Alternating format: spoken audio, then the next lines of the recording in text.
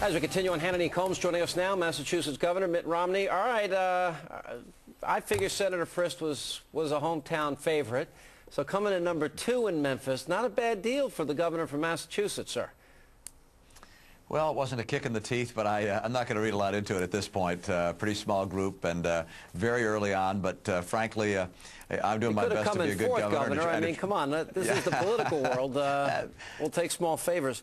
Thanks for being back on the program. You are very actively flirting with the idea, though, of running for president. You're not hiding that fact. You know, I'm keeping my options open, and I think that's true for a bunch of other folks on both sides of the aisle. And you can't keep your options open and be passive. You got to be out and see people and talk to folks about the future, and that's something I'm doing along with a lot of other folks. Governor, you've done a great job in Massachusetts, and I've watched you. You did a great job when you were working on the Olympics. That's where I first got to meet you out in Salt Lake.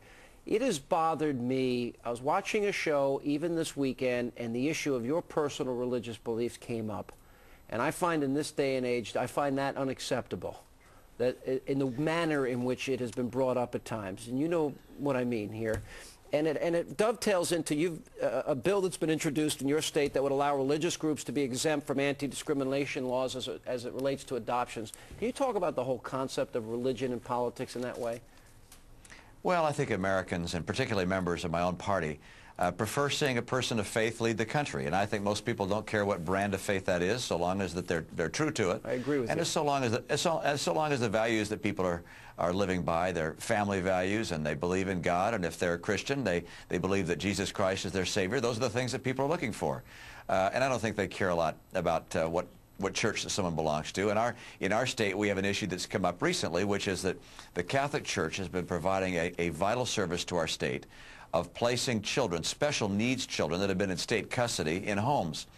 And over the last couple of decades, they've placed about 700 kids, 13 of them in same-sex couple homes, and the church has said, look, we can't take any more same-sex couple homes because it's against our church's teachings, and I think they ought to continue to place kids without having to violate the principles of their own faith. Hey, Governor, it's Alan Colmes. Thank you for coming back on our show. Is it discrimination if you do not allow a group to work with gay families? So you're then not discriminating against gays who want to adopt? Oh, they can work with whoever they would like to, but as a religion, we have a bedrock principle in this country that we separate in some respects church and state. The state doesn't get involved in the church any more than the church gets involved in the state. In this case, the Catholic Church is providing a great service to the Commonwealth of Massachusetts, taking 700 special needs kids, and the interests of those kids come first in my mind. The 13 gay couples who've received adoptions in the last 20 years are perfectly able to go to the many other adoption agencies in our state. And my need, of course, is to make sure that those kids come first. It's interesting, 7 members of the Catholic Charities, as I understand it, resigned, though, as a result of the controversy over this. And with those 13 families over the last 20 years, has there been any problems with them because the parents happen to be gay? Any incidents, any bad parenting that you know of?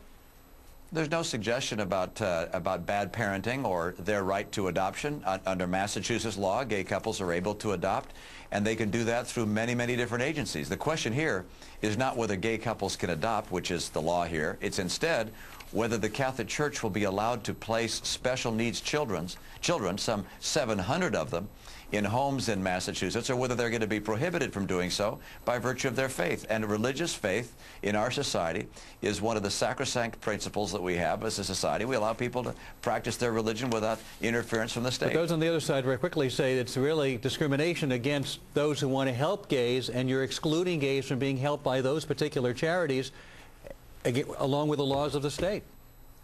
Well, those gay couples are perfectly able to go to any number of agencies in our state and receive adoptive services. There's no Would you be narrowing the number of agencies they could go to, correct? You're narrowing the number from several hundred to several hundred less one. And the real question is, are you going to have an agency that's the largest placement agency of special needs kids having to get out of that service because of people who are intolerant of their religious beliefs? Governor, you're standing up for religious freedom. Congratulations on your win in Memphis, and thanks for being